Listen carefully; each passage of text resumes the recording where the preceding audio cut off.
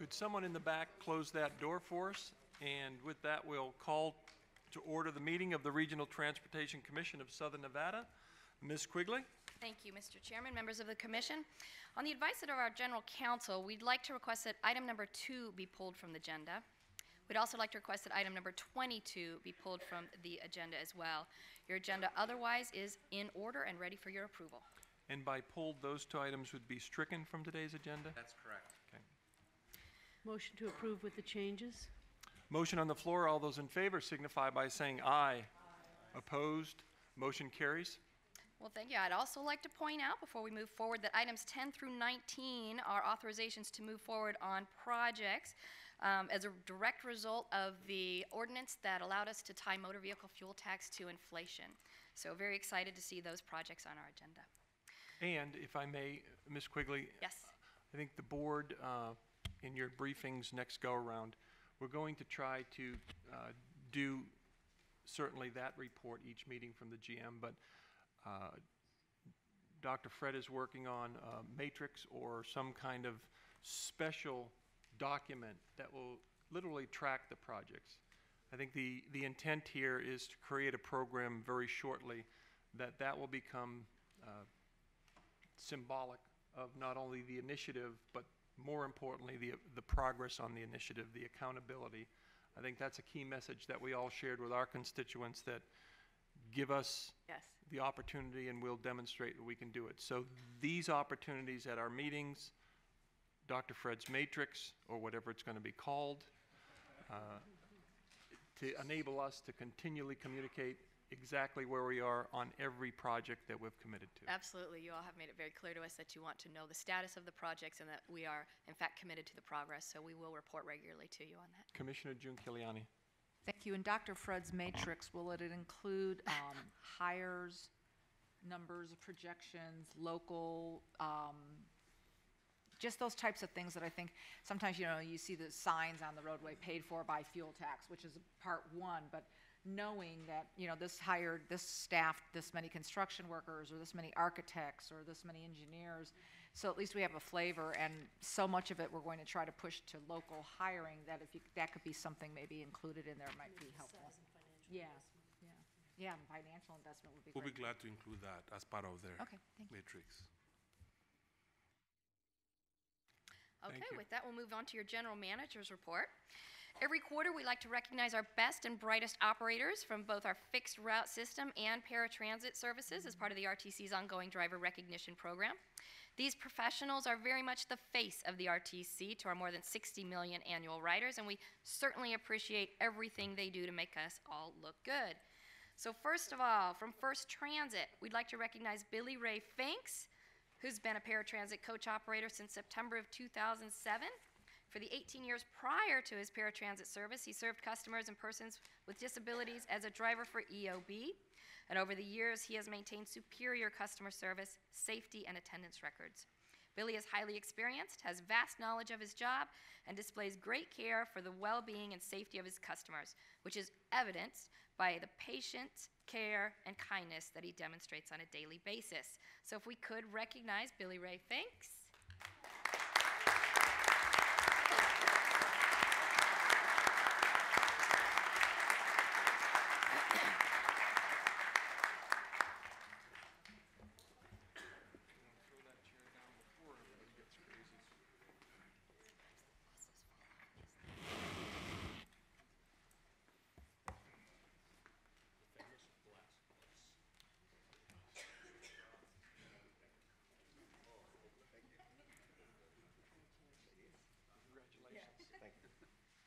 Congratulations, man. Thank you for all you do.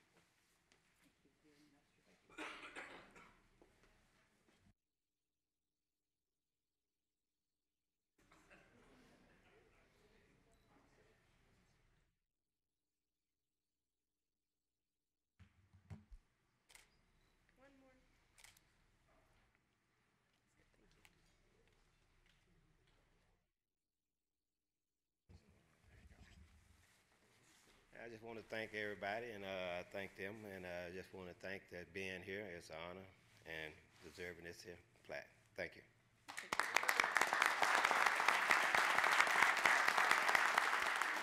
All Board members, you can stay up there because you have a few more people to recognize. We'd also like to recognize Christopher Skelton, if he can come down.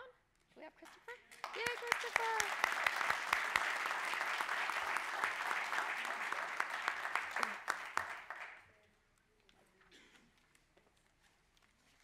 Christopher is a dedicated coach operator who's been providing paratransit services since October of 2011. During that time, he's maintained superior customer service, safety, performance, and attendance records. Chris has a good rapport with our clients and is always willing to help when needed. He is very conscientious when operating the coach and has proven to be a dependable and reliable driver.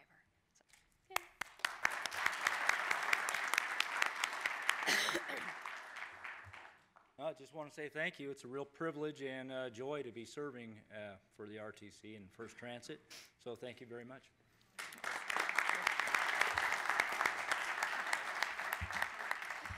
From Keolis, we'd like to recognize Malcolm Hughes. Is he with us? Yay.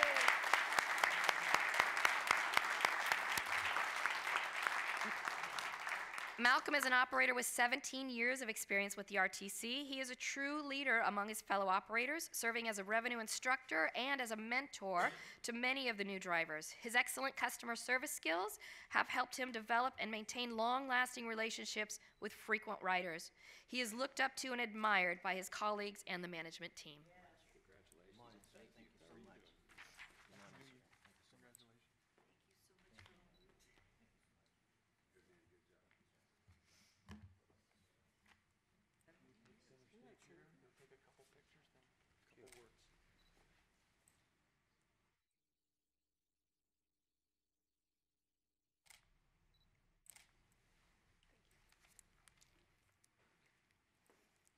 I would like to thank everyone that is here today. My wife, she wasn't able to get here. She's my strength.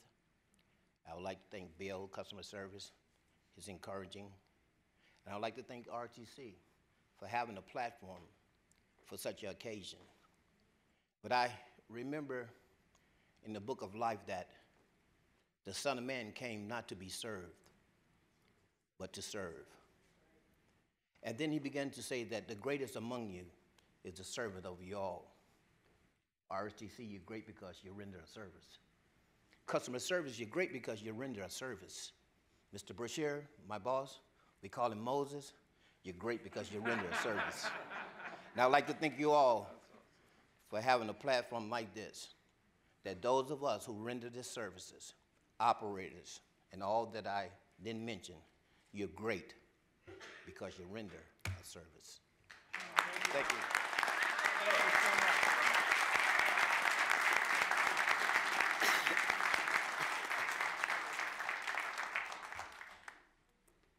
We have one more recognition. From MV, we'd like to recognize Charles Morin. Recently, Charles, we have Charles?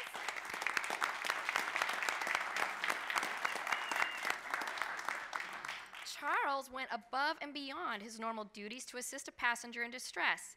As he was boarding passengers, he assisted a young woman who had been separated from her paratransit bus and was disoriented. When he got to his layover, Charles had the young woman call her mother while he requested a supervisor. Charles spoke with the mother over the phone and was able to reunite them. Due to the special circumstances surrounding this incident, Charles truly exemplified our philosophy of passenger safety by going above and beyond to ensure a safe reunion with this passenger and her family. So thank you, Charles.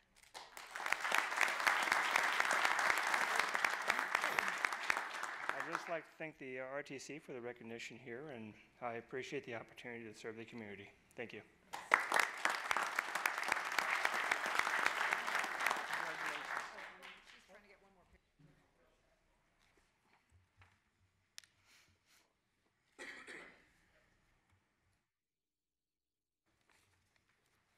We are done. Nope. That's it.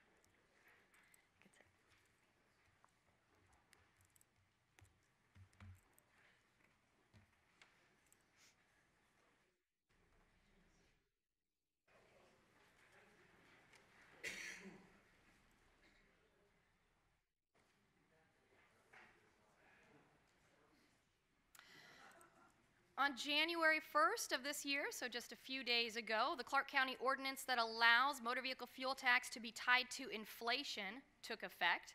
We've been monitoring gas prices since. This is a reflection of the past 12 months, so that very, very last column there, between the dates of 12/27 and 1/8, you can see that there has been just a slight increase. We've noticed if we were to blow up another chart here and take a look at the 1 week chart, or the 1 month chart, you would see that we've seen about a 2.5-cent increase on average for the gallon of gas in Southern Nevada. We'll continue to monitor this just out of curiosity to see how much this ordinance is affecting the price of gas. Next slide. We've also been working with our community, our constituents, our public works directors, your agencies and contractors in coming up with a logo for branding the projects that are funded by our fuel revenue, indexing fuel tax to inflation. We call it fuel revenue indexing. This is the logo that we have come up with. It's Fueling Our Future, which conveys the fact that, ties the fact that motor vehicle fuel tax does in fact pay for the maintenance and construction of roads. So we will have the project name, the RTC logo, and then any of the entity logos as well. If it's a City of Las Vegas project or Clark County project, if it's more than one project, more than one entity involved, we'll have the 2 logos, and then also very clearly and prominently display the Fueling Our Future logo. In addition, staff will be working with the local jurisdictions on public outreach and education campaigns planned for each project, since we'll be pushing a lot of work out all at once. The goal is to try and minimize disruptions to people's commutes and adjacent businesses, and at the same time promoting the fact that this is how these projects are being funded. As Commissioner Brown mentioned, on a regular basis we will be coming back to you to let you know what projects are underway as we move forward with these design and construction projects. We can let you know that since September, the RTC has issued authorizations to proceed on 22 total projects in Southern Nevada, of which 14 are design projects and 8 are construction projects. The first construction project was actually awarded on December 17th. It was based on a groundwater emergency repair in the city of Henderson. And like I said, in the next quarter, we will be coming back to you with specific projects that are under construction as we move forward. As you recall, there was a lot of discussion as we moved through AB 413 and the Clark County Ordinance related to making sure we kept this money local and that we created as many jobs as we possibly could within our legal parameters. So the RTC held a fuel revenue indexing project roundtable on November 19th for general contractors, subcontractors, small business entrepreneurs, local public works and purchasing representatives, and several groups involved in workforce development in Southern Nevada, including Nevada Partners, the Urban Chamber, the Latin Chamber, the Associated General Contractors, the Associated Builders and Contractors, and union and non-union apprenticeships training representatives. At this initial meeting, RTC staff highlighted the fact that RTC and its member entities have all adopted the resolutions in support of local hiring, on the fact that RTC and its member entities have local hiring, resolutions in support of local hiring on fuel revenue indexing projects. Additionally, nearly 70 attendees learned about subcontracting opportunities and challenges for subcontractors, apprenticeship training availability, pre-apprenticeship training programs, and we also heard from the prime contractors and their point of view. The result of this initial meeting led to the inclusion of 3 additional documents that will be included in bids for fuel revenue index funded construction contracts moving forward. These documents include 1, a copy of the RTC Resolution 315 supporting local hiring on fuel tax indexing projects, reminding the general contractors to reach out to local small businesses when packaging and soliciting subcontractor bids. That's 1. Second item that will be included is a list of local small business enterprises for bidders to contact and request subcontractor bids for fuel revenue indexing funded projects. And 3, an on-the-job training specification aimed at developing full journey persons in the trades involved in building these horizontal construction contracts. RTC committed to holding a follow-up meeting with these stakeholders during the first half of 2014 to provide an update on bids that we have opened, a report on how small business enterprises and employees have been involved to date, and to hear feedback from all the stakeholders. So a lot of effort is being put forward from staff and from the jurisdictions to make sure that we do all we can to keep this money local and to build jobs. At our last board meeting, you authorized us to move forward on the first $100 million bond effort. We have worked with Clark County finance staff and also our financial advisors, and we've selected an underwriter. And throughout January and February, we will be working with them to draft documents and prepare agency presentations and marketing efforts. The estimated closing date is sometime between March 18th and April 1st. If our estimated cash flows hold true, we could start the next issuance process in May with an anticipated September closing. And that is my general manager's report. Thank you. Any questions? Otherwise, we'll move on to our next agenda item number 4, which is to receive the Nevada Department of Transportation Director's Report. Thank you, Tina. Good morning, board members. Wanted to update the RTC board on the status of Project Neon. As you probably saw in December, the IFC approved a work program to NDOT, which basically increases our budget to receive and expend that $100 million. The next step is to get Transportation Board approval of a resolution of support that's on Monday. Then on Tuesday, we'll present that to the Board of Finance for actual approval of that $100 million bond issuance to support that project. The other thing that the Transportation Board will approve on Monday is contract amendments to the current advisors and technical consultant that's assisting us on advancing this project. So we've released the draft request for proposals for the public-private partnership, and the next few months will be spent receiving some of the feedback on that draft RFP from these 3 teams that have been shortlisted. Obviously, a lot of effort will be put towards acquiring the right-of-way for this project, and another item that the board will approve on Monday is hiring a consulting firm that's going to help us in that effort of acquiring all the right-of-way in the phases that are closer to the Spaghetti Bowl, kind of on the west side of Interstate 15. So I'm sure it's a relief for the property owners in that area that we're going forward with acquisition of the property. As far as the future I-11, we have a project out for bids now for constructing a frontage road. That also has some utility relocations as part of it, and we expect to receive bids at the end of this month, then award about a month after that. We will be coming back to present to the RTC of Southern Nevada presentation on the outcomes from the I-11 study. Obviously, the alignment of future I-11 is established between the southern part of Las Vegas, Henderson area, all the way to the tie-in with the bridge over the Colorado River.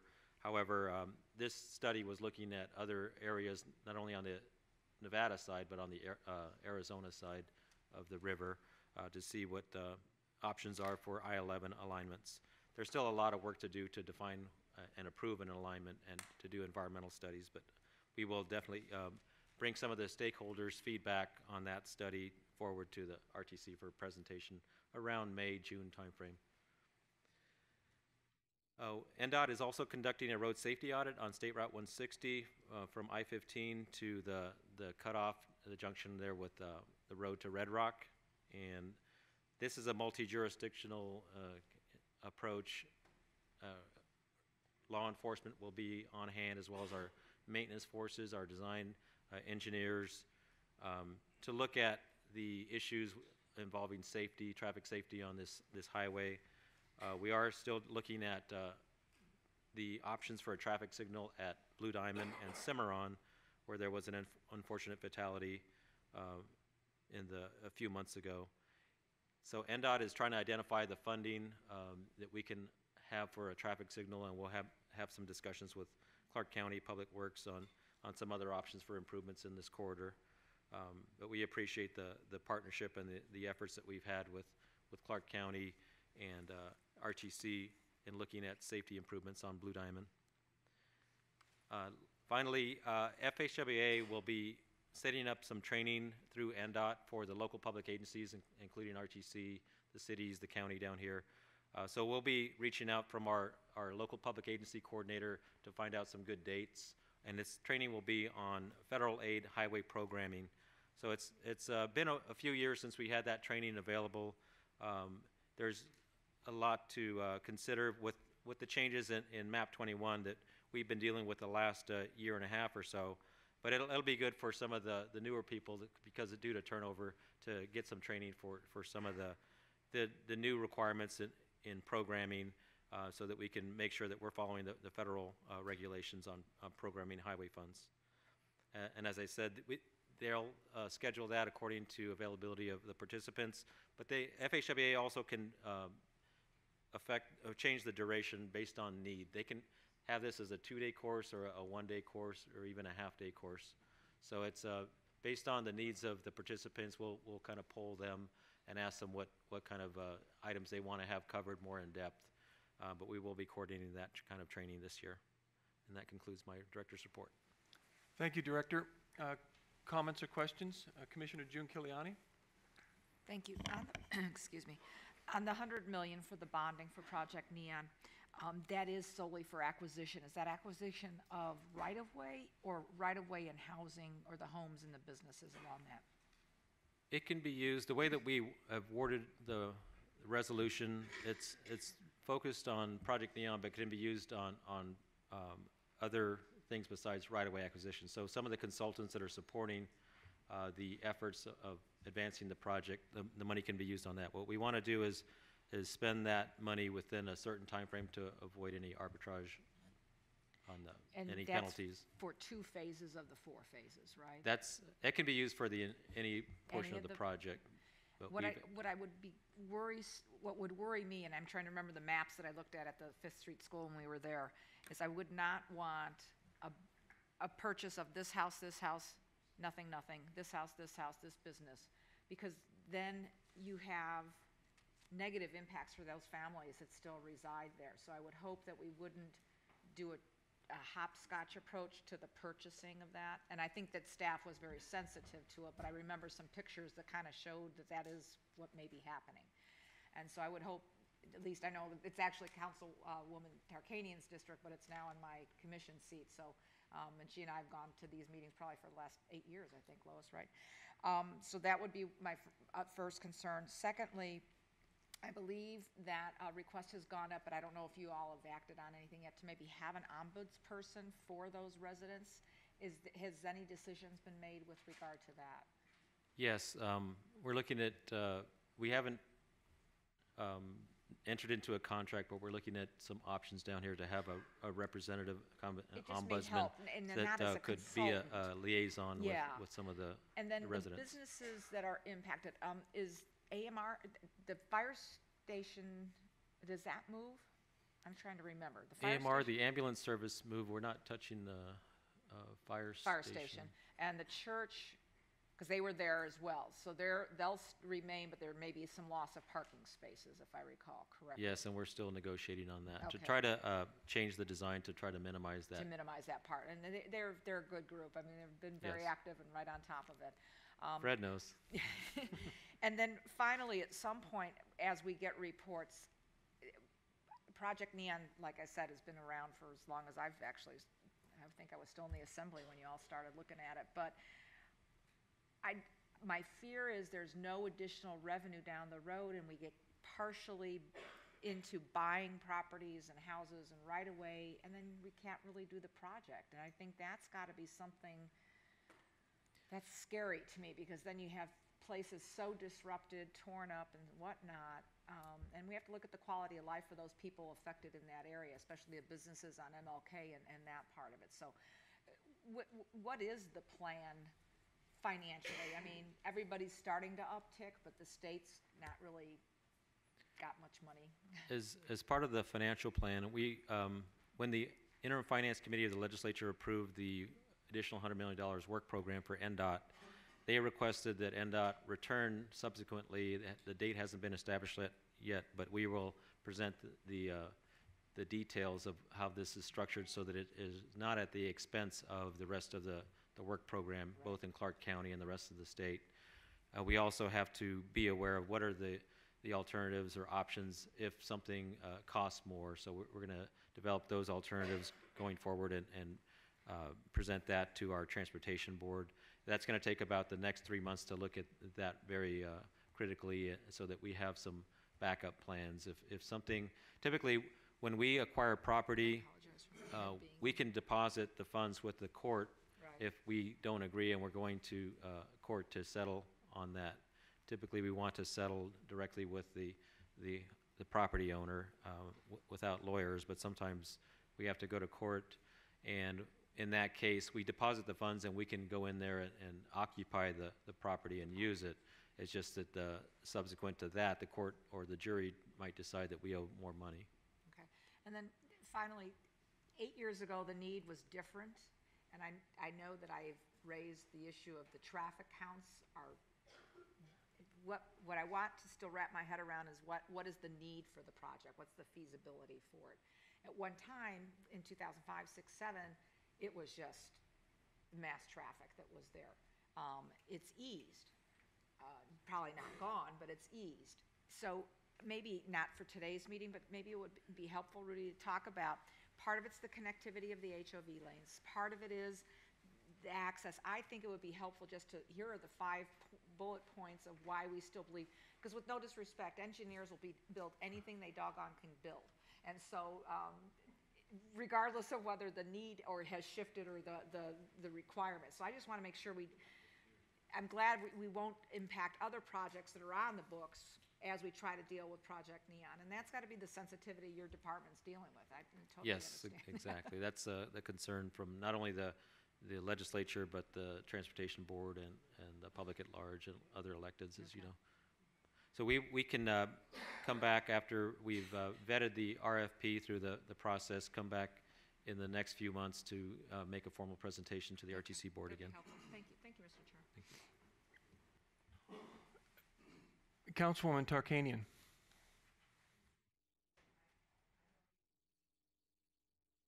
Hello. All the new gadgets here.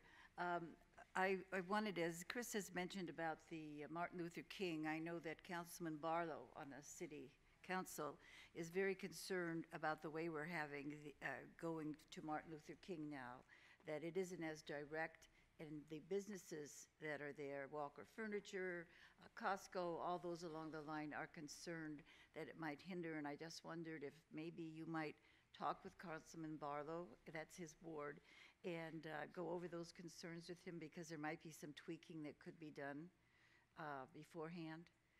And I also wanted to thank you. We did have some houses that were, as you said, Chris, left alone by themselves, and it was my understanding that you had met, NDOT had met with the individuals, and that had been taken care of, so nobody was left standing alone with everybody else gone. And I want to thank you for that. Thank you, and we will definitely reach out to Councilman Barlow. We definitely see some of the benefits of the project with the additional access with the ramps at Alta for the redevelopment area and Martin Luther King. But we understand the concern with the grade separation of Martin Luther King over Charleston has some business concerns. So. Right. Thank you. And it's also Commissioner Weekly's, and I know that both of them were at the last meeting as well. Thank you.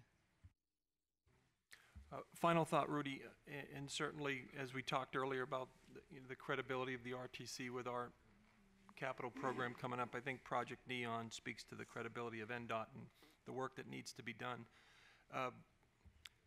You certainly understand that we're there to support you. I think evident at the last IFC meeting, continue to ask for that support.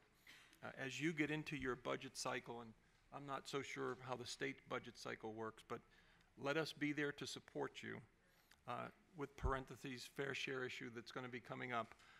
we don't want to be left out of that. We want to be there to support anything you need to either justify or communicate or convince the critical importance of these Southern Nevada components. Yeah, so we'll be working closely with RTC staff on that issue of equity. We have a meeting set up in early February with other planning organizations across the state, meeting down here in Las Vegas to continue discussions on that issue. And I wanted to just extend my appreciation to you, Mr. Chairman, and to Tina Quigley for being there at the IFC meeting for the letter of support that you gave us. That was very helpful. As the old adage goes, help us help you. Okay, that brings us to agenda item number 5, which is your first citizens participation period. This comment period for citizens' participation is set aside for those wishing to speak on a specific posted agenda item. Do we have any cards? Is anyone willing or wanting to speak on a specific posted agenda item? Seeing and hearing no one, we'll close this portion of public comment.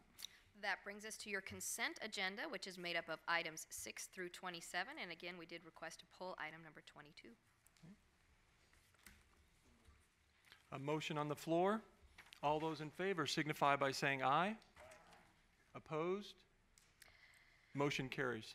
Item number 28 will be handled by Assistant General Manager Dr. Fred O'Haney.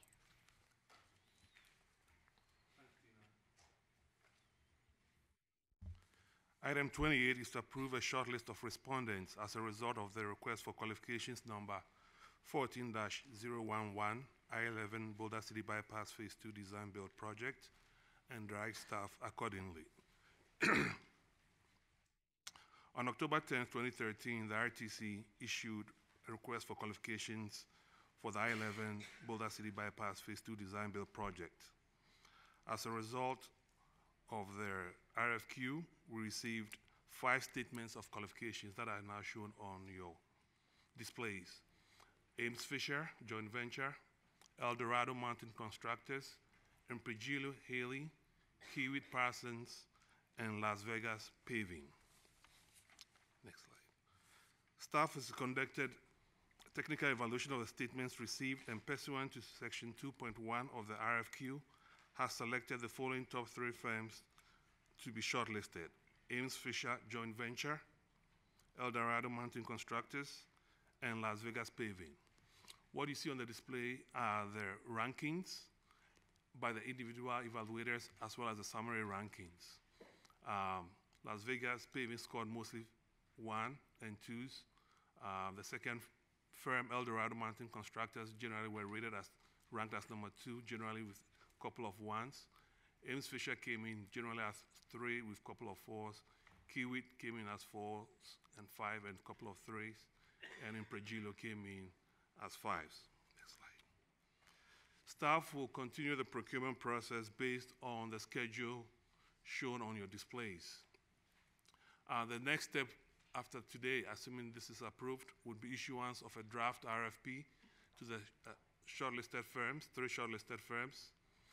We would come back to the board in April for the board to approve the draft RFP and evaluation criteria.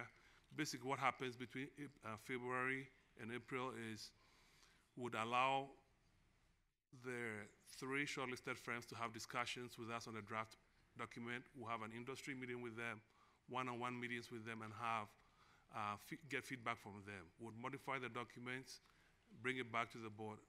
Once the board approves that, we'll issue the formal RFP sometime in April.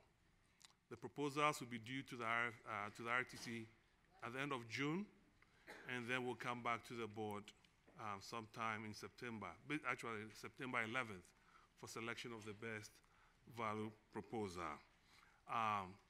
There's one area that I want to address that's regarding the cone of silence, basically restrictions on lobbying and contacts.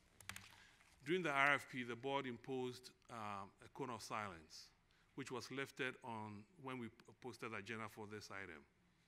Staff is recommending that the cone of silence for the board still be lifted until such time that we come back in April for you guys to approve the final RFP. And the reason being that between April now and when we issue the final RFP, the board will be at liberty to be able to discuss with the 3 shortlisted firms the structure of the RFP, get feedback from them, send it back to the RTC for the RTC staff to modify the documents. For staff, we're recommending that, as shown in your backup, that the code of silence continue all the way to award, because staff would actually be preparing the documents, developing the design build documents as well. So it's proper for us to just continue that code of silence till the award. However, there are 4 exceptions listed in your backup, and I'm going to read them. 1, request for clarifications and other communications with RTC's purchasing and contracts analysts identified in the RFP. 2, communications and discussions with RTC staff and other evaluators during the course of any interviews, if applicable. 3, scheduled one-on-one meetings to discuss and receive comments on the draft RFP that I mentioned previously. And the final thing is scheduled one-on-one meetings to discuss confidential alternative technical concepts and preliminary pavement design reports. And the reason being that these are scheduled meetings, we need to get their comments, tell them that we're okay with that before they submit their final proposals. So with that, staff is recommending approval of the 3 shortlisted firms and moving forward with the rest of the procurement process. Thank you. Comments or questions from the board? I do, Mr. Chairman. Councilman Ross, and then Commissioner Giuliani. And Mr. Haney, I asked you this question yesterday in briefing as well in regards to the timeline. And can you go back to the slide on your timeline, the activity and due date? Okay. I think it's just one slide, that one right there. Proposal due date 6/30, and then RTC board selection in September. Correct. Any way we can shorten that? I mean, it just seems like such a long time, and I know we talked about it just yesterday. It's kind of very tight if we try to, because they need a lot of time to prepare the documents, their designs that they'll have to prepare. Part of the draft RFQ process will be the schedule, so they will be able to get feedback from the shortlisted firms if they can be willing to shorten the schedule. We would ask them that question as well. If they can, we will. But at this point, it looks very tight. Is it reviewing the bid proposals take a month to do? Is that? Yes, these are voluminous documents. We're going to get drawings, plans, several pages of documents. So it takes time. Stack of stuff. Yes. Is what you're telling us as the board. Okay. I'm challenged oftentimes by government in the way we move so slow to get things done. So I'm just trying to get this done quicker in my mind. I think all of us are feeling the same way. What? We're the RTC. Thank you, Mr. Haney. Thank One you. thing I forgot to mention during my presentation was on the evaluation. We had four external evaluators and 3 internal evaluators. The criteria? Commissioner Giuliani. Thank you. I was goofing up. Is this a CMR or a DB? This is or a both? DB, design build. Okay.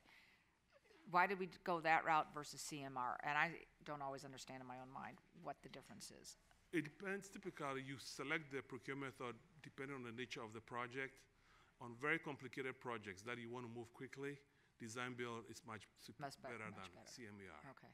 And we have processes in place to make sure, sometimes engineers don't get paid their percentage because you're redrawing, and I wouldn't want people impacted negatively that way. And that can sometimes happen more under CMAR, I believe, versus design build. The way we're writing the design build contract documents, there are provisions for payment of all the subs and timely payment of that, as well as the small business enterprises. So we specify that in the design for your build DBEs contract. and that part of it as Correct. well. And then that'll be something in, I believe you mentioned that in the actual RFP, we'll make sure that there's financial capability, liquidity, and all that part of it to make sure the companies, because we're allowing so many different groups to come together and and share their expertise, but we have to make sure that fundamentally they have the ability to move the project forward. So- Correct. One of the sections of the RFP would require them to have financial statements provided.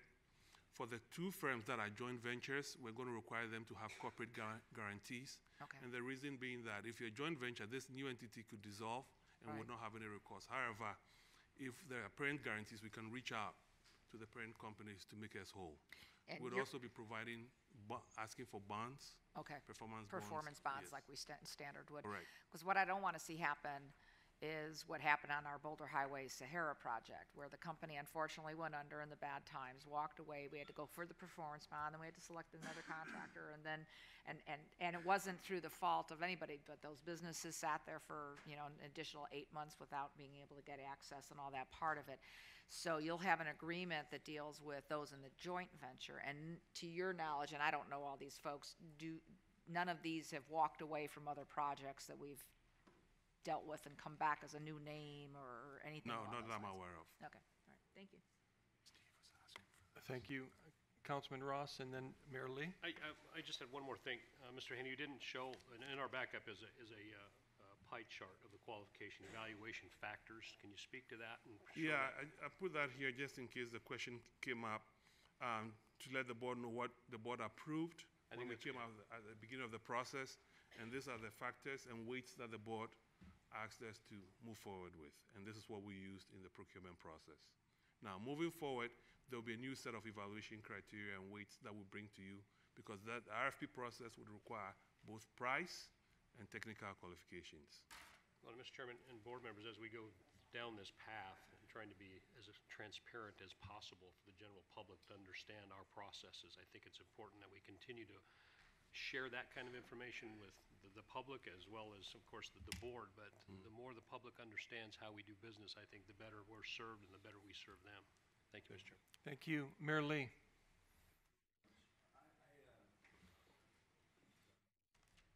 There we go, excuse me. I appreciate becoming mayor of a town and having an opportunity to sit on a board that will have so much impact on North Las Vegas. Of the many things I could have chose to be on, this probably was the most important board to get on.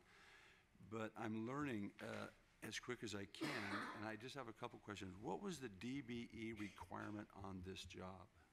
That's a 5% DBE goal for this job. Okay, and On the the reason project. I ask that is, I'm perplexed that the DBE, there's no conformity in the valley. We have a contract at 12%, and other people have it 6%, and it's at 5%. And it's very troubling to me as we go into this new stream of income that we have to do these jobs, that we seem to have all these different qualifications to get these things. And I don't know if the other local governments are seeing this as an issue, but I generally see that if we see low bid, to me isn't meaning low bid anymore.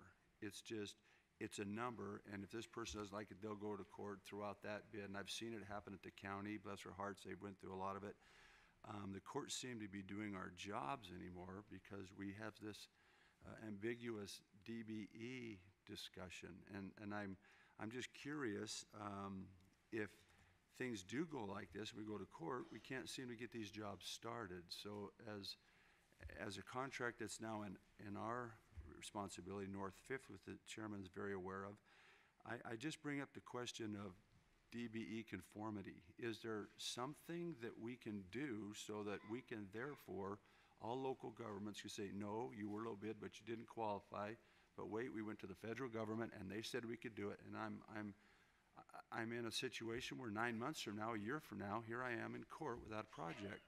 So I would like to throw out to the mass audience here that we have to fix this problem because it's becoming, albatross around our necks, and the court systems aren't particularly the way we want to do business in North Las Vegas.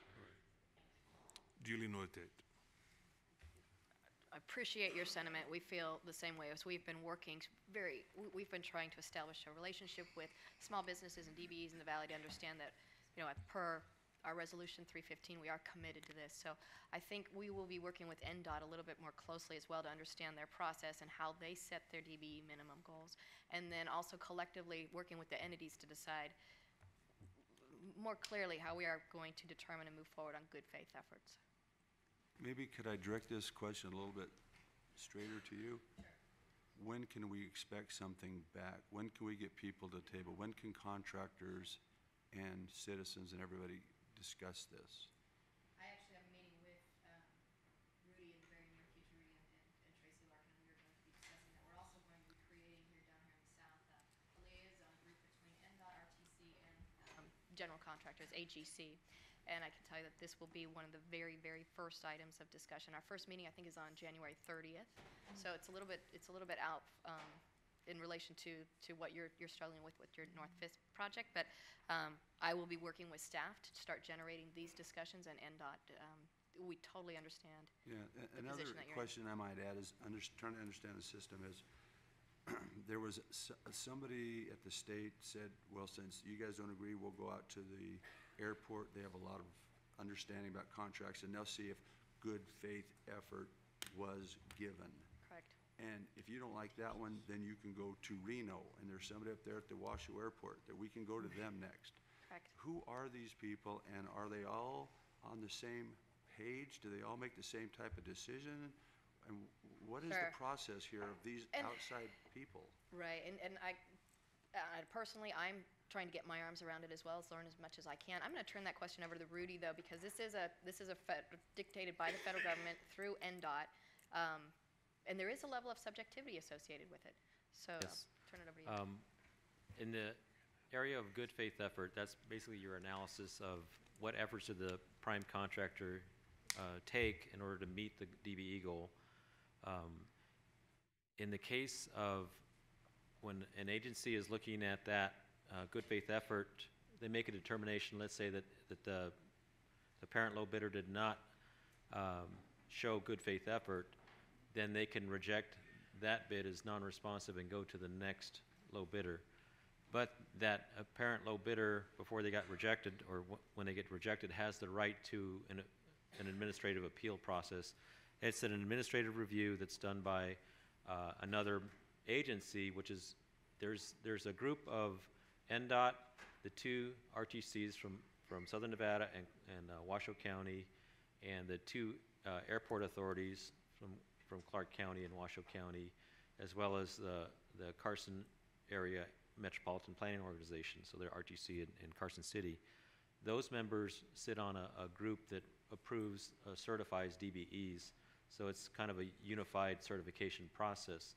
Any one of those members can serve as kind of the appeal or review body. So that's why in the case of the North Las Vegas North 5th Street project, it was allowed to do an administrative review through the airport here, the Airport Authority in Clark County, to Department of Aviation basically reviewed that because they have staff that deal with a DBE program there. All of those agencies have staff that deal with procurement and DBE program.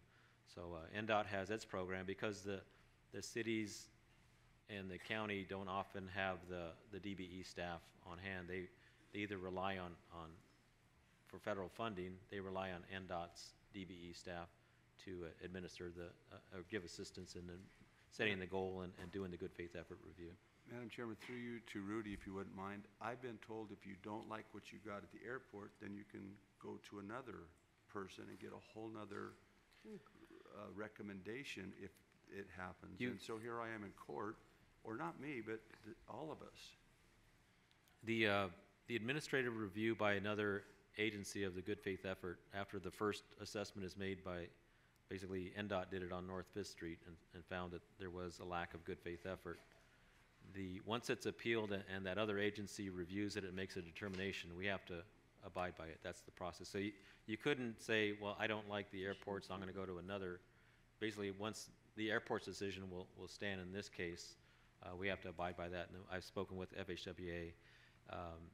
We definitely feel that we need to have some additional training for all these members on good faith effort. And we also provide that training to contractors, so prime contractors, so they can know what to expect from the awarding agencies as well.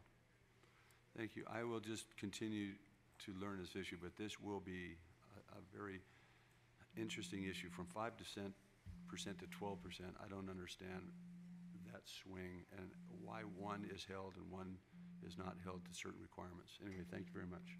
And I can assure you, as I learn, Mayorly, I will share with you as well. Thank Councilwoman. Thank you, Mr. Chairman. You know, this approval of this agenda item today is such a critical item for the economic health and resiliency of Southern Nevada as we look at approving the shortlist. This is the next step in the process of really building the community that we need to see in Southern Nevada with a more diverse economy, having the I-11 moving through Southern Nevada and through the region, and really creating the connectivity that we're all seeking to bring business and industry through Southern Nevada. So if there's no other discussion, I'd like to make a motion to approve the short list. And with that motion on the floor, just a couple of closing comments.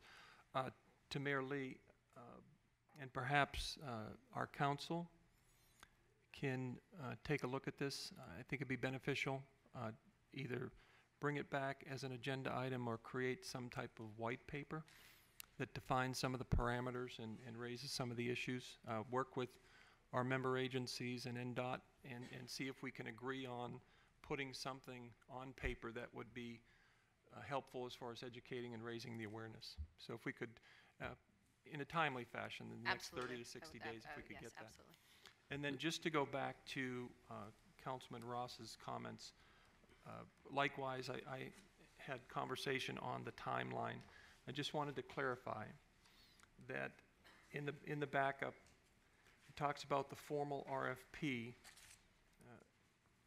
begins the prohibition of commissioner contacts. And that formal RFP is dated 4/11.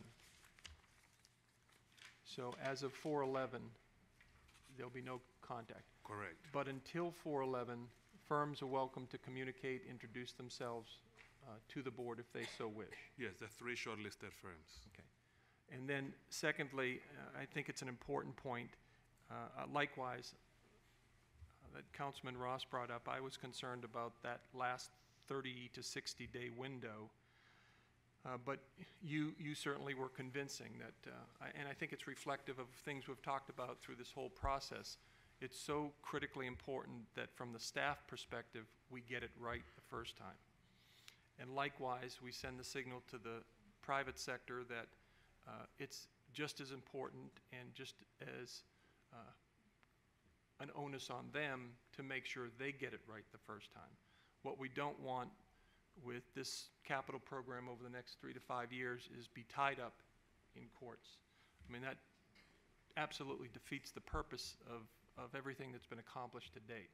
And I think the private sector thus far has been very competitive, very concise, very accurate with their presentations, and staff likewise has been very responsive.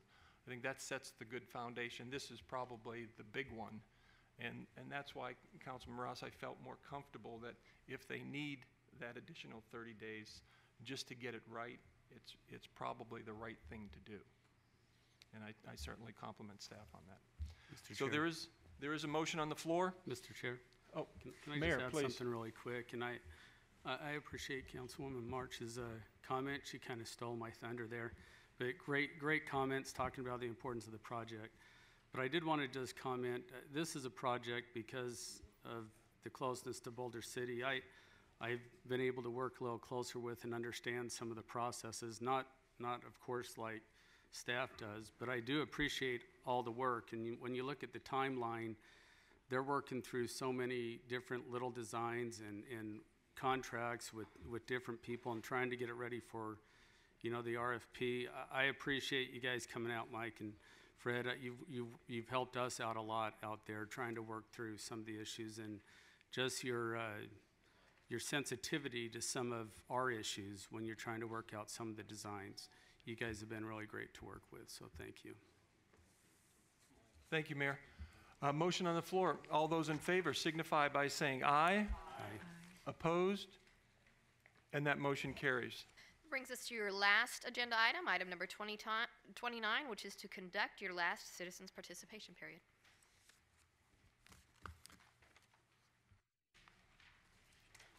This is the second time set aside for public comment. We have cards, and I'll start with the cards and then open it up for anyone else. Our first speaker, Sam Santoria.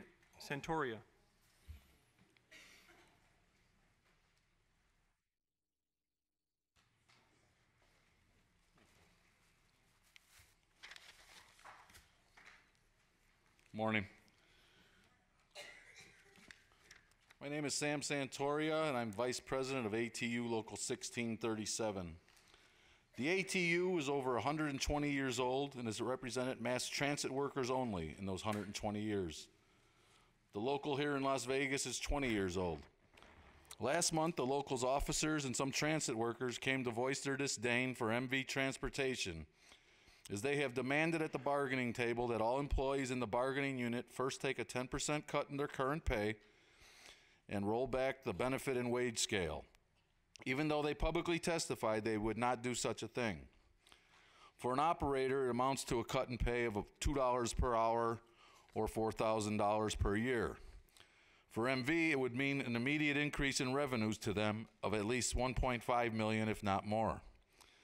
MVT, an American-owned company, comes into my town and tries to carpetbag our work and workforce with this proposal. We have always been here doing the work, while the current company tries to create a false profit from our work by not paying for its negotiated and true value. Remember the strike against the same sort of scam when Connex bought Veolia. MT advertises, and they relied on the fact that they are an American minority-owned company in the RFP process with RTC. Their surprise proposal, a two-tier wage and benefit system, is proof that they had intended to deal in transit workers' slavery. Very nice for a black-owned company. I guess greed has no bounds regardless of race, color, or creed. On top of that, it appears from the $90,000 report that the RTC commissioned of the reasonableness of the bids by MV and Keolis in response to the uproar that the staff knew that MV would be doing this.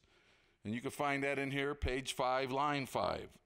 The two-tier wage and benefit proposal is an effort to destroy and roll back the hard-earned value of our work performed by transit workers here in Las Vegas that has been negotiated with all previous private sector employees, ATC Vancom, Connex, and Veolia.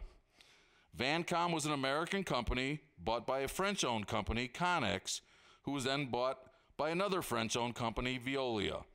RTC got rid of one of the big French disease and then invited and selected two new companies to replace the big disease. Keolis is a French-owned company. The other disease, First Group, a British-owned company, was not selected. We will not be a party to this scam. We will not agree to a two-tier anything that rolls back wages and benefits to fill the pockets of any multinational corporation. RTC selected the American-owned minority company who promised not to use the wages and benefits of me and my coworkers to squeeze out their profit. That's the other lie that no one talks about. There is no profits in mass transit in any city or part in the US or Canada. Our services are for the most part public services paid for by tax subsidies, and when offered do not produce profits. Mr. Santori, you're going to have to close your comments soon. I'll close it. What happens is the tax subsidies that go for these public services are spent in these nonprofit enterprises. One American company, two French companies, one British company were bidding through the RFP process to absorb the workforce and produce the public transit services while producing a profit for themselves. Not one of these companies came into town with any bus drivers or mechanics. They all rely on absorbing the existing workforce by agreement with the public entity. Make no mistakes, lots of money is involved. Taxpayers' money. Mr. Santoria. All of these companies do the same thing. Promise not to take advantage of the workforce, get the contract, and then try to undermine the value of the workers and their work by not paying for the value of the work. The people we carry are not potatoes. Workers who truck potatoes or potato chips make more money per hour than we do. Thank you. Our next speaker is Mr. Mendoza. But here, before RTC spends $90,000 on a report, that's fine. You could get Mr. this for Mendoza, 50 cents. It's the same thing. Remove me. We're fine. We're fine. But in future, Mr. Santoria, out of respect for the probably dozen or more speakers, we try to limit to 3 minutes. So if you could. Thank you. Mr. Mendoza. Go ahead. I'm sure maybe I can find one of my coworkers who will allow me to use their 3 minutes. If that would be okay. Mr. Mendoza. Yes, good morning, commissioners. I'm sure the writing public feels safe now that we got Ally Barton here. But I do want to start first with early this morning I did email a formal complaint regarding Mr. Jerry Keating in trying to be as an obstructionist to information that we requested. I emailed it to Tina, and for the record, I want to give a copy and to put it in file for the record. We do ask that I do ask that the commissioners take this into consideration of our complaint. We feel we have been abused and abused and abused. And we're not blaming the commissioners, we're blaming the staff. Because somewhere in the staff, somebody's lying to the commissioners. Back almost a year ago in February, they promised that we're not gonna cut our wages or health benefits. I feel sorry for North Las Vegas, because that's where the problems are gonna be at. But it's up to the commissioners to correct the problem. It's a shame that the staff of the RTC put us in this position, and we regret that we are here, I guess, begging the commissioners to do something about it. We'd rather be public employees, and probably this is the time that the commissioners should really consider a two-phase process. But we do want to make sure that Mr. Jerry Keating doesn't get involved, because apparently he's getting involved in everything that we try to ask for. We got some redacted documentation. We are asking for the reason of this documentation to be redacted. They're public information, but apparently there's some kind of confidentiality or proprietary behind it. We have an agreement. The low bidder, MV, we don't have no problems on holiday pay. I just got word that Keolis has not paid our employees their holiday pay, so we're gonna have some problems. One is a low bid, they pay the employees the holiday pay, then we got the other one that doesn't even wanna pay. And it's a shame that I don't like being here talking and complaining about what's going on, but I have to. I got elected, and the executive board of our union also got elected, like you guys got elected. We don't like being here complaining, but we wanna be heard. We want to be heard because we want the correct wages that we are entitled to. And I did provide a copy to Mr. Chairman, Mr. Ross, and Tina regarding our international, regarding the cities and what the hourly rate is. We ask that you consider some of that. We're tired of being abused. And we're not going to go away until when something gets done about it. Thank you. Thank you. The next speaker, Mickey Easley.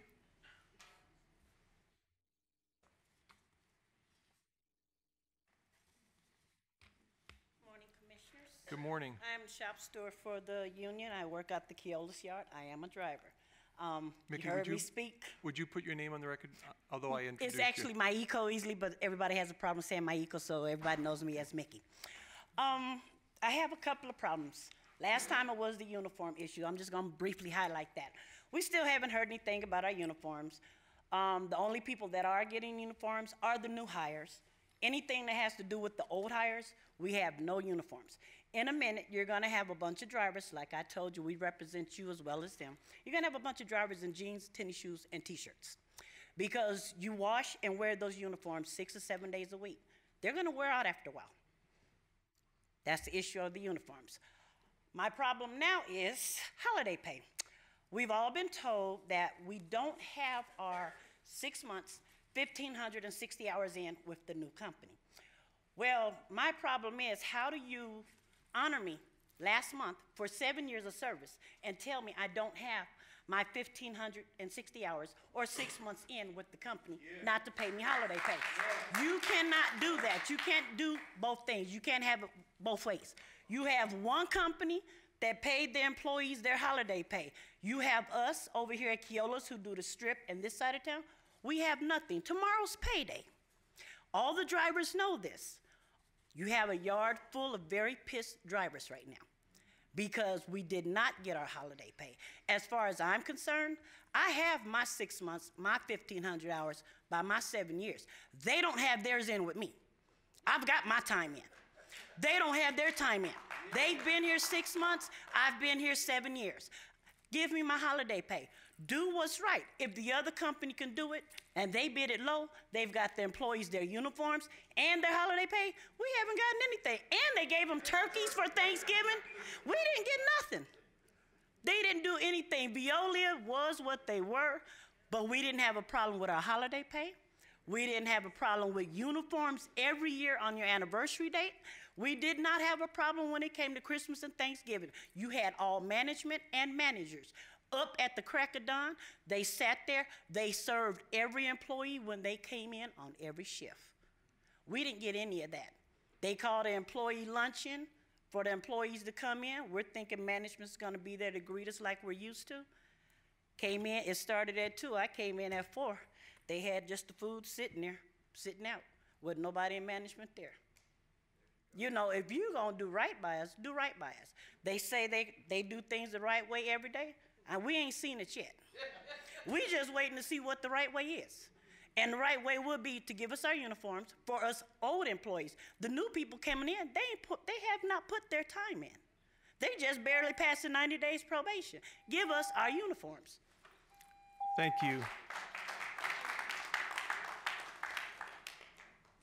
Patricia Anderson.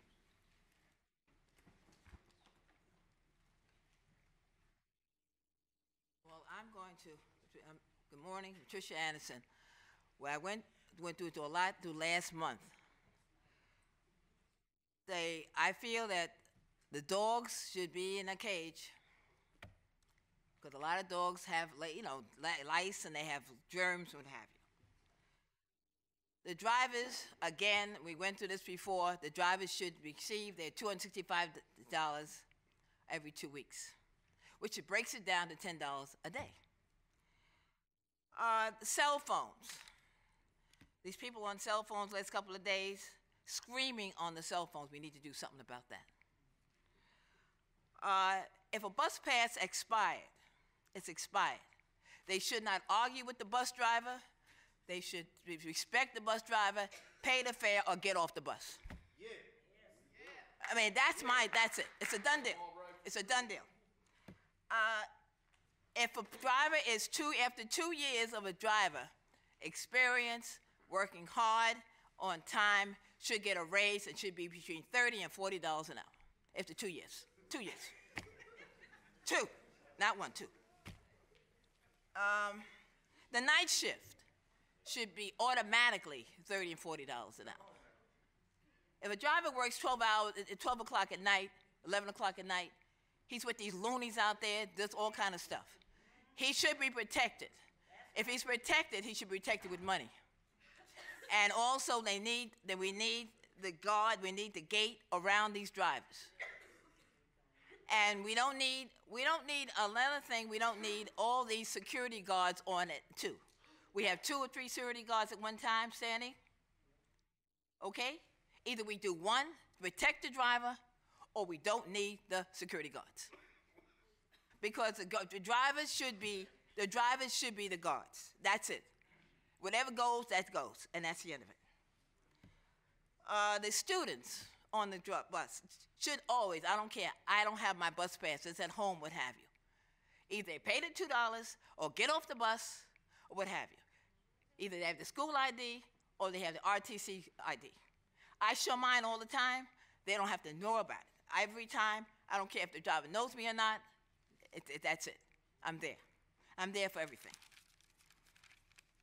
Smoking, this pipe thing. Now, this pipe thing, I've known a couple of times on the bus. I haven't said anything to anybody. I look at them. They'll be up there smoking like it's nothing. Smoke is just going on the bus. Well, it's not supposed to be. And it's just like that we shouldn't do that. And one other thing we should have is a Metro card like New York City, good until use, okay? Have a good day, and I hope we'll see you next month. Thank you, Ms. Anderson. Mike Papato.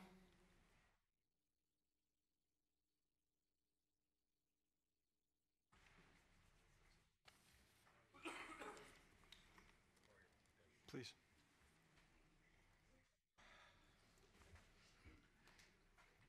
Hello. My Good name's morning. Mike Papato. Good morning. And, I really enjoyed the things I saw over here today with these drivers that were honored and stuff like that. And if I had that kind of experience as a rider on the bus, I wouldn't be here today to talk about what I did.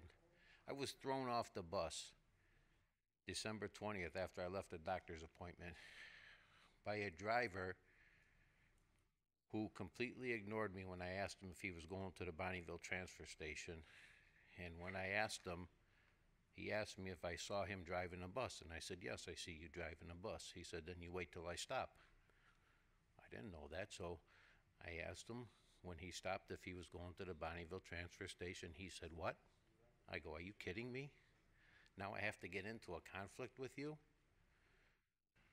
And there was more to it, but I'm not going to burn the 3 minutes up. You want to show some videos? This one happened to be lost.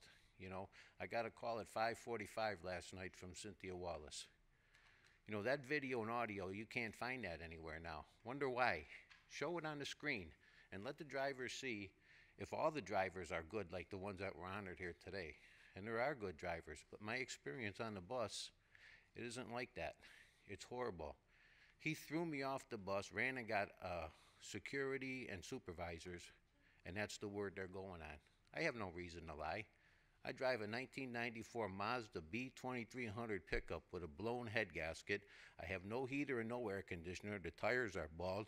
The top radiator hose is blown, and I would rather drive that like I did today to get here to tell you about what's going on and step on one of them buses anymore. Not all drivers are like that. I work both union and non-union. And when I work non-union, I've got piecework. I built a lot of them houses out there in Henderson when Eastern was still a 2-lane road. You know, I heard that Steve Roscoe, first-class system with second-class drivers. You got second-class management too handling that. I believe that. You know, you do got a first-class system. I was happy as heck when I find out I can get around. But my God, I was told one of the drivers that took off with me standing by the swipe stick because I wasn't sure where I was going, died. What the heck did I know care about that? All I know is he threw me off the bus then too because I didn't know where I was going. So you can stand up here and, you know, have a lot of nice things going on, which are nice. But I got no reason to lie. I don't appreciate that. You know, I made more money working non-union than I did union because I got piecework. You got paid for what you did. And if you take a little pride in what you do and how you do it, you'd see that those 2 electrical caps are off-center, the ones on the end. Those are the things I got paid for doing that kind of work. Thank you. Thank you. Could we get a microphone up to Ms. Shively?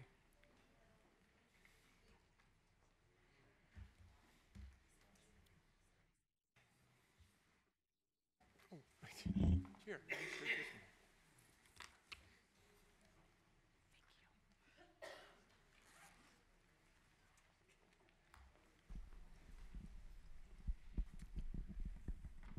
Thank you very much. I am Arlene Shively. I got up this morning primarily to thank God for letting me be able to get up, and my main prayers are directed to Mr. Brown. His relationship with the Water Reclamation District is something that I never had hoped to see, and I am just so glad that not one of the commissioners wanted to succeed Jacob Snow when he left and took over the organization of this RTC. As you see, it is a muddle. What these drivers are going through is ridiculous. I cannot even believe that God has let me live 86 years and I'm witnessing what has developed. The contract with Viola was bad enough. You fought, and then you get these split contracts, and you can't be happy with that. But my main problem, and where I am, I love the drivers. I love the fixed route drivers. I love them more than I love the paratransit drivers, appropriately, because seemingly they snitch on me to Mr. Rodriguez or whatever his problem is that causes Mr. Keaton to wake up or stop his reaction with Mr. Rodriguez at 10:30 on a Friday night to threaten me with prosecution. He doesn't know. I have been willing to be prosecuted. That was the reason I continued to telephone Mr. Rodriguez. All of the words that Mr. Keaton said I used, I will one day, if I live, get to court and he'll have to play them back for me because some of them aren't even in my vocabulary. And in my madness, if I said these over the phone to a young man who is younger than the years in which I went to school and fought for an education through the quota system and other things, then I am willing to, quote, die in front of you. Then my other request is Mrs. Quigley is appearing at Texas Station on the 14th, and I will take all donations to go down there and hear this speech. Thank you. Thank you. Is there anyone else wishing to speak? Cards, we have Michael Griffiths. Come down now. Anyone else wishing to speak that hasn't, hold on, Mr. Griffiths, that hasn't submitted a card, could you step, please? And sir, are you going to speak also? Come down to the microphone. Or as the next speaker goes, you can swing down. We'll have two lined up. I appreciate that. Thank you. And just please state your name for the record. I just want to say thank you for this time. My name is Alfego Somoza. Been driving RTC buses for the last 8 years. Thank you for that, RTC. Thank you for keeping me here. Because we all know that you have the first and the last word. I've seen a lot of fellow drivers gone because RTC didn't like something. Anyway, security, also known as fair enforcement officers. Congratulations. You have your security making sure everyone pays, protecting your money, protecting your replaceable paper, but nobody's protecting your human drivers, irreplaceable lives. Talking about irreplaceable lives, did you know we lost 11 drivers in the last 8 years? They're dead, they're gone. That's more than one every year. There's a silent killer among us. We drivers have a name for it. I think it's called stress, pressure. Because every day we're driving, we are exposed to high levels, dangerous levels of stress. A few examples here. A stranger spitting in your face, a stranger hitting you, breaking your nose, and you not being able to defend yourself because of the fear of being fired. A stranger pulling down his pants and showing his and her genitals, or taking a shit on or pissing all over the seats on the bus you're driving. A female throwing her Kotex and or her bloody Tampax, or even worse, a stranger inside the bus you're driving with a gun. And how can I forget the verbal assaults with vicious racial missiles? Let's just say the dictionary refuses to give you the definition of a lot of names we drivers get called from all these strangers, passengers.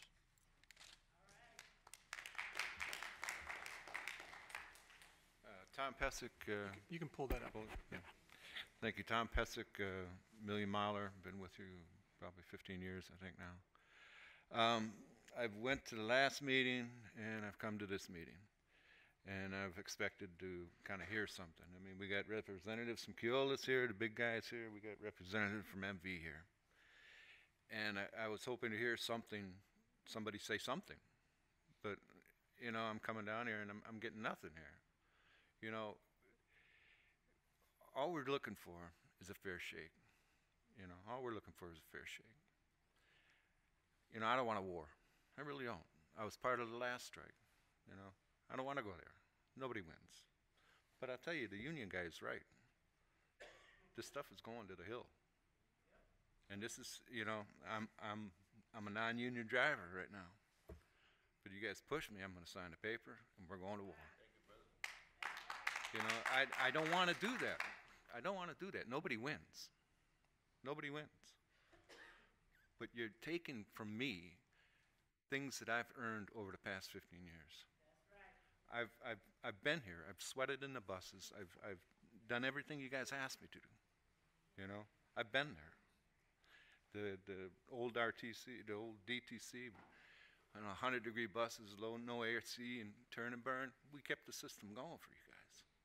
We've been there. It's like climbing the ladder, and now that we're, you know, pretty much up the ladder, you're kicking the ladder out and telling us, no, we want you to start over here, start from the bottom again. That's not right. No company does that to people. You know, I'm a retired Navy veteran, you know, 21 years. Americans don't do this. I mean, this is, there's so many things that are not right with this. You know, my knees are shaking because I don't do this often. I don't come down and speak in front of people. And I'm a private person. But what's going on here is wrong. And you got all the people here, is what I don't understand. You got all the people. You got the heads of everybody here. I mean, why can't we talk this out? I mean, you have expectations. They have expectations. The union guys got expectations. Everybody got an idea what's supposed to, but we gotta come up with what's right. You guys push us and push us and push us and take us away, take away and take away. It's not gonna be like the last strike.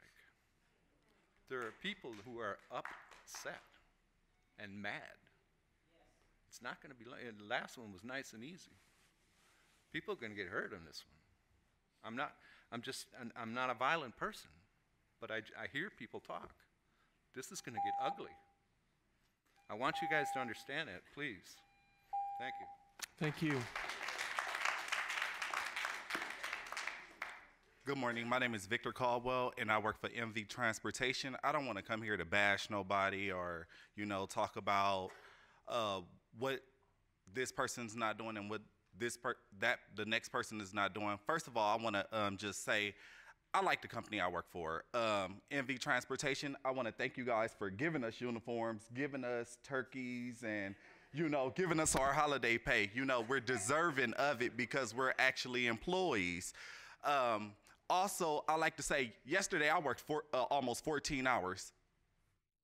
Not because I wanted to do it, but because I seen the need. We had a mass amount of drivers who called out yesterday because we're not getting paid what we should get paid. A couple weeks ago on the 113, I'm a 113 driver. A lot of drivers do not like to drive on the 113. A driver got beat up on the 113, but yet I see 2 Ally Barton members standing in here and I can't get them on my bus. I drive the 113 10 hours on Monday and Friday. Out of the whole almost 6 months that I've been driving the 113, I only seen Ally Barton on my bus probably 8 times. And they get on at the BTC, get off on Lake Mead. That's it.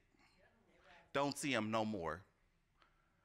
And I want to thank MV for standing up to some of their promises that they came in and said they won't mess with some of the things, like they've been giving us our holiday pay and things like that. But what I'm asking you guys is to make sure we get paid what we need to get paid. We need to get paid fairly, just like you guys are getting paid fairly. You guys are being protected by Ally Barton in here by this mass amount of people, but I'm out on the road for 10 hours a day and only see Ally Barton for about 5 minutes. That's it. I want to thank Ms. Tarkanian for your sincere, you know, just listening to us. I watch every single councilman, board member up here, and you actually listen. I see you listening, so I like to commend you for listening at our last meeting as well. So I just ask you guys if all you guys can pay attention and I can't get your name. Yes, you as well. I just want to commend you as well for just listening and hearing us. And just like they said they wouldn't mess with our pay back then, listen to us now. We don't want to affect the customers that get on our bus, and we don't want to stop service. But if it have to come to that, it's going to have to come to that. And all I want to say is just hear us out. Pay attention to what's going on. Protect us. We don't work just for MV Transportation. I work for RTC because when I pick up my badge every day, it says RTC. When I go in the yard and get my bus and pre-trip it, all I'm looking at is RTC. We represent you guys. So I ask you guys, just like we represent you guys, represent us back. And come out on our buses and, you know, just say thank you for well service. Come up to the BTC sometimes. I sat out in the summertime on Charleston for 7 hours when my bus broke down. I didn't see no one come by in a truck to give me water, but you came by to give some to your passengers. Just listen to us, hear us out, come to find out what's going on, you know, and thank you guys. Thank you. How you doing? My name's John. I work for MV Transit, and I'd like to say that the work condition under MV, to me personally, has actually gotten better than it was with Veolius. That's actually better, and I hear a lot of complaints from our brothers over at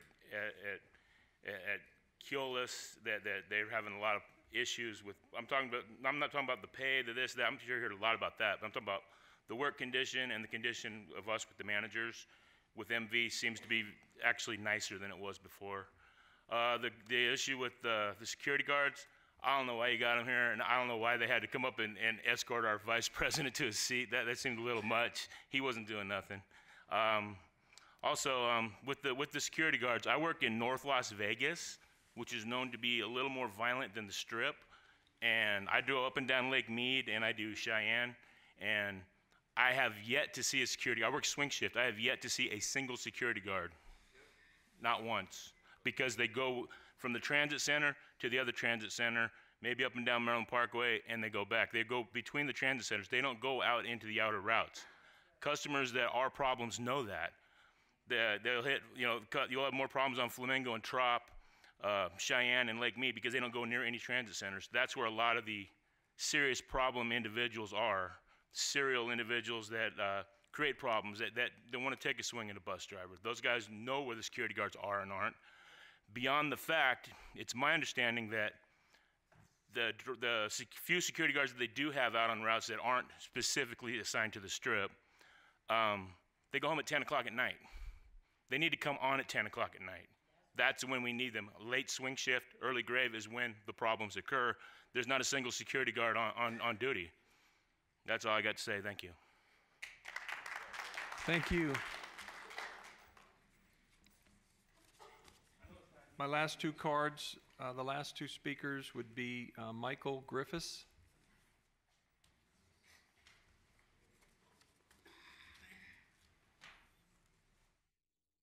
Good morning, Chairman Brown and Commissioners. I'm Mike Griffiths, and I'm the President and CEO for Keolis Transit.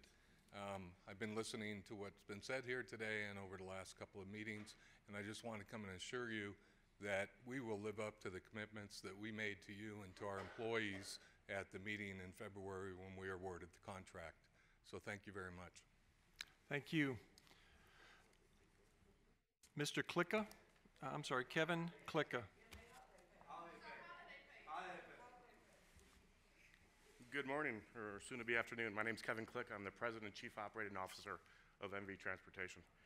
Like Mike, I've been listening to the discussion points. A year ago, almost to this month, our CEO and my executive team stood up and made commitments regarding driver wages, benefits, and other commitments regarding the services we are providing. To this day, I want you to have my word, as the person who makes all the decisions regarding the negotiations, those commitments are still on the table, and we will keep those commitments. This is a process. The process has to work. We are committed to this process. We've met already 15, 20 times. I've opened up myself one-on-one with the union representatives. That's what they like. Myself and my board chair went to DC and talked to Larry Hanley, the CEO of the ATU, about this very project. We are very committed to this project. We are very committed to our employees, and you have our commitment. We will keep our word. Thank you. Thank you.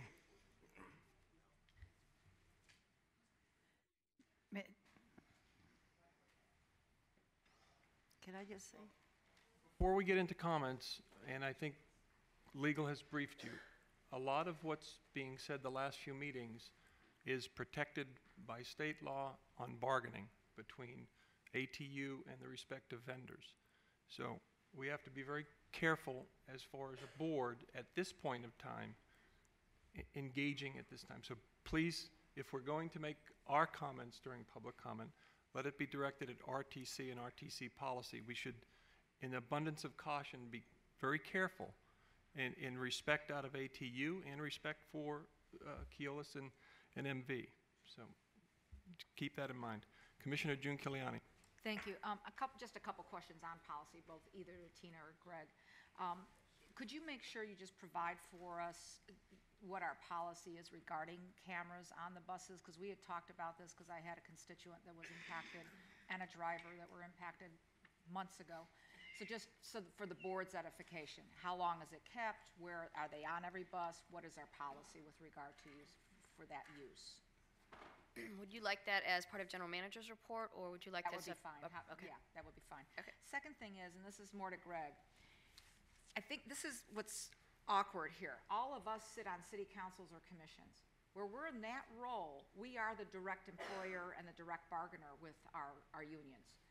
As RTC, my understanding is long before I got on here, a policy was adopted that the board does not get involved in collective bargaining issues, and mostly because the bargaining component is between the employer that is selected to act on RTC's behalf and the union. Is that correct, Greg? I mean, I think that needs to be clear because we interface in a different way in our home houses. It is, and as for the benefit of everyone in this room, there is a little bit of a precarious position that everyone finds themselves in. At the present time, the collective bargaining agreements are being negotiated between the operators and the ATU and its constituency. As a board, we're here to listen to those things and how those things are progressing, but we are to not interfere with those negotiations because we're not a party to them. So it is the board's job to remain neutral, to allow the process that is governed by a number of different laws to work itself out and to not interfere with that negotiation. So we are here to facilitate and listen, but we cannot interfere with that process. Thank you, and I think the word process is the key piece. As a former union president, it takes a long time sometimes, and sometimes shorter time period to negotiate a contract. But I would hope that, and I believe, I have faith that the companies that we selected will stick with their promises. But you have to go through the process, ladies and gentlemen, and sometimes you hear the initial bargaining proposal that's put on the table never is the ending bargaining proposal that's wound up with. So, thank you for your patience and hanging in there. But the process does work, and it will work, and we do hear you. But you need to understand we are in a completely different role sitting here as RTC board members versus being a commission or a city council person or the mayor. Thank you, Mr. Chair. Councilwoman Tarkanian. No. Councilwoman Tarkanian. I want to be sure that I do this correctly, but at our last meeting, I believe I requested, and I think you had to leave a little early, Councilman Ross, but I did it for both of us because we had discussed it. The question was the information that was given to us by the different groups